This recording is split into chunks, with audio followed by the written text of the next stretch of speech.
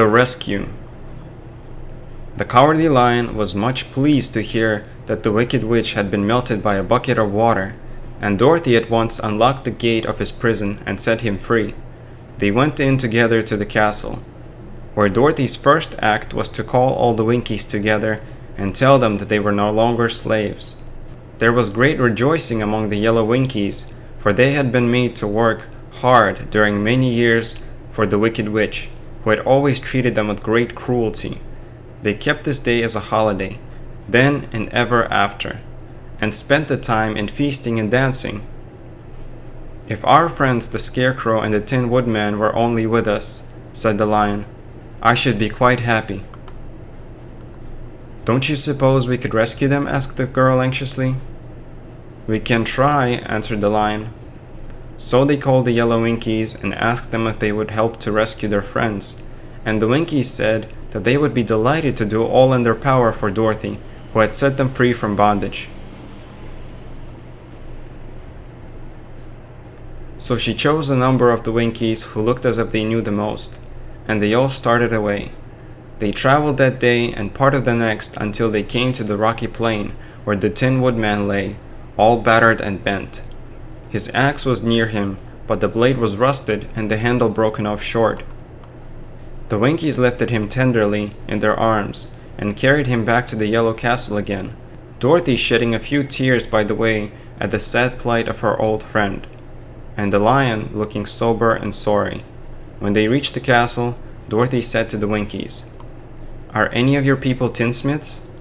"Oh yes, some of us are very good tinsmiths," they told her. "Then bring them to me," she said, and when the tinsmiths came, bringing with them all their tools in baskets, she inquired, "Can you straighten out those dents in the Tin Woodman, and bend him back into shape again, and solder him together where he is broken?" The tinsmiths looked the woodman over carefully and then answered that they thought they could mend him so he would be as good as ever. So they set to work in one of the big yellow rooms of the castle and worked for 3 days and 4 nights, hammering and twisting and bending and soldering and polishing, and pounding at the legs and body and head of the Tin Woodman, until at last he was straightened out into his old form. And his joints worked as well as ever. To be sure, there were several patches on him, but the tinsmiths did a good job, and as the Woodman was not a vain man, he did not mind the patches at all. When at last he walked into Dorothy's room and thanked her for rescuing him, he was so pleased that he wept tears of joy, and Dorothy had to wipe every tear carefully from his face with her apron, so his joints would not be rusted.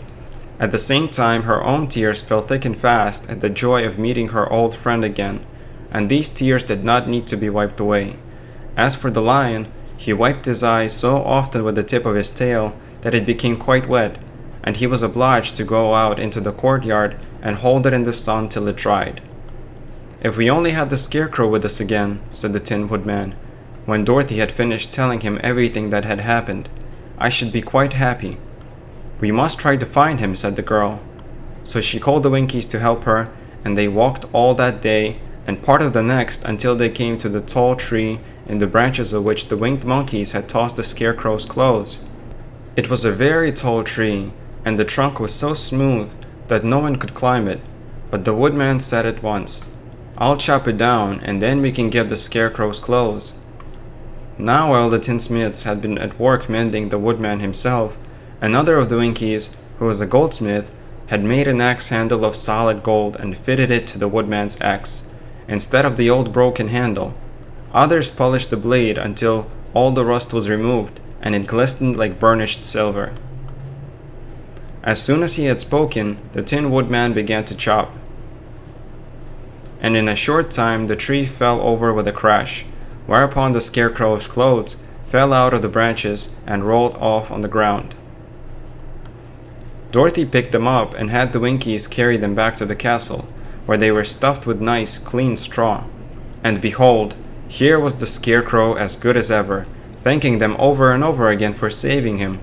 Now that they were reunited, Dorothy and her friends spent a few happy days at the Yellow Castle, where they found everything they needed to make them comfortable.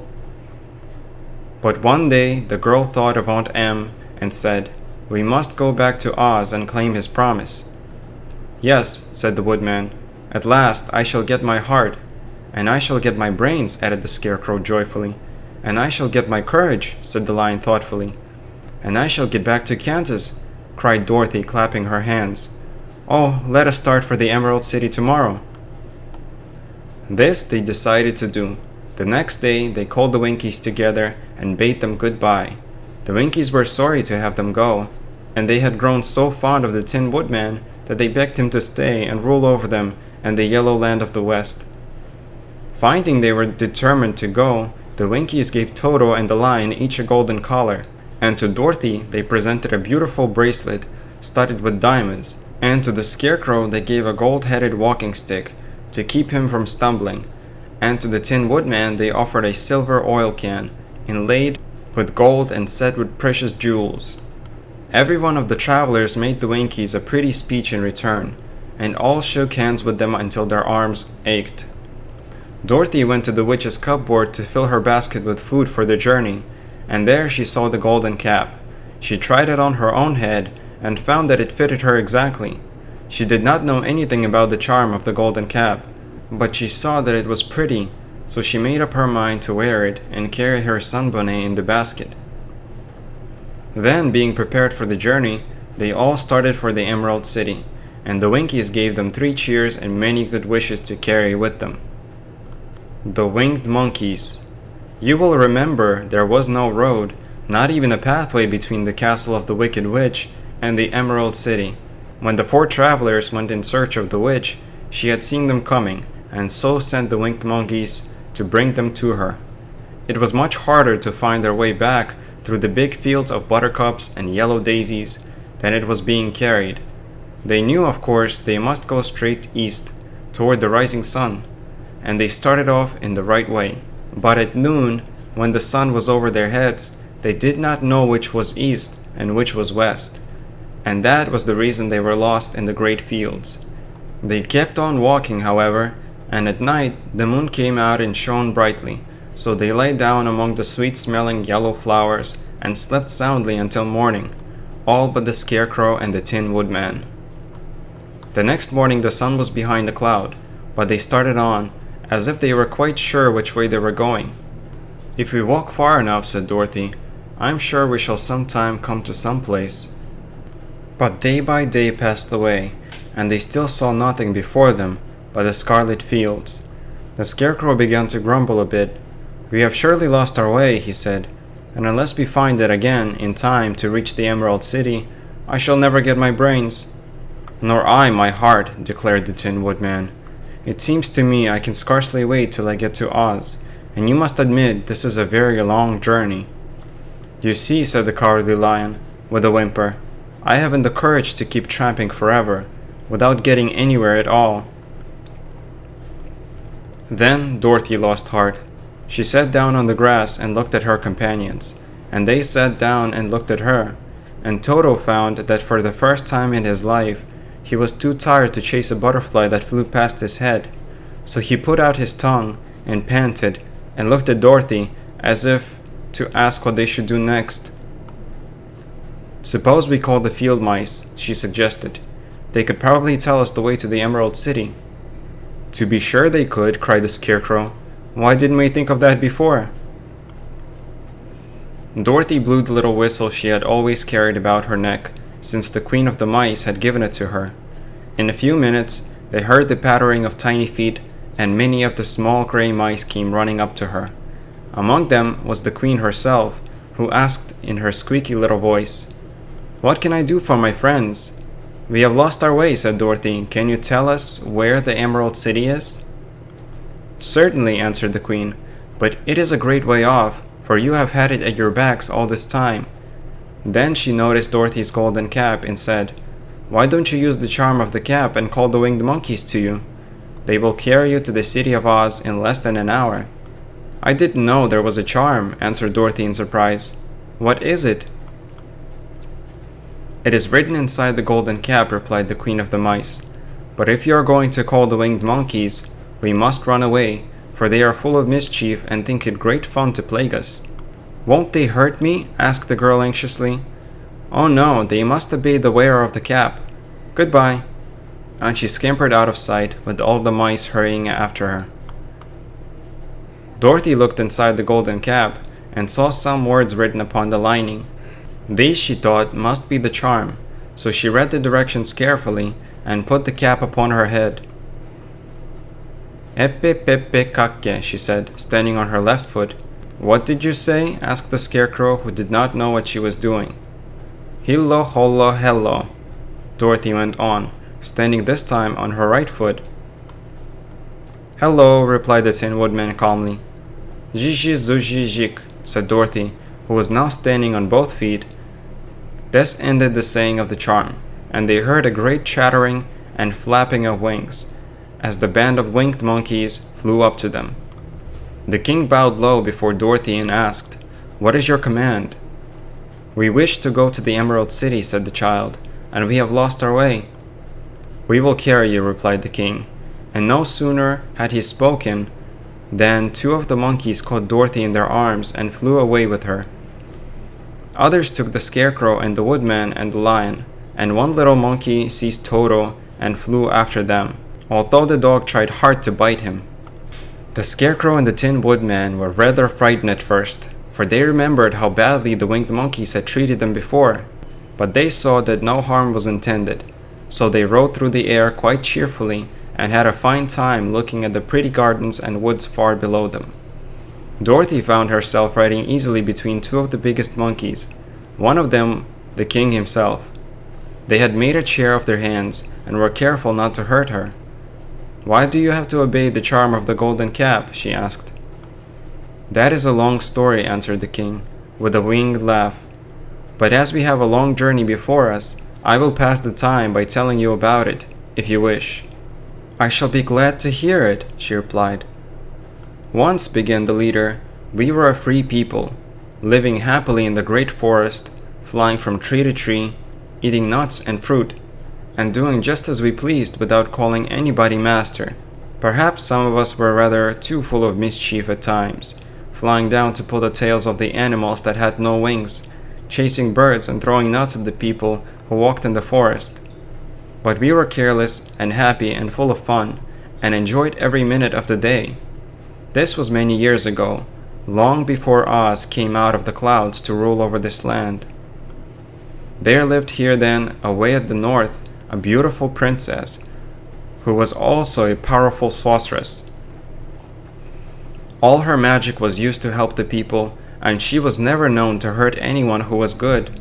Her name was Gaylette, and she lived in a handsome palace built from great blocks of ruby. Everyone loved her, but her greatest sorrow was that she could find no one to love in return, since all the men were much too stupid and ugly to mate with one so beautiful and wise.